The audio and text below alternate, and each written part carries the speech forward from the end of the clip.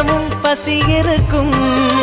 தேடல் என்பது உள்ளவரை வாழ்வில் ருசி இருக்கும்.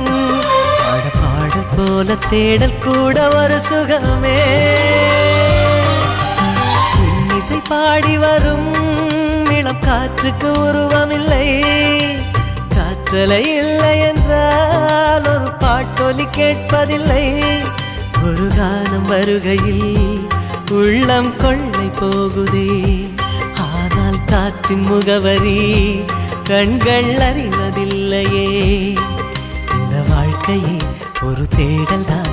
அதை தேடி தேடி தேடும் மனது தொலைகிறதே. இசை பாடி வரும் இளம் காற்றுக்கு உருவமில்லை. காற்றலை இல்லை என்றால் ஒரு பாட்டொலி கேட்பதில்லை.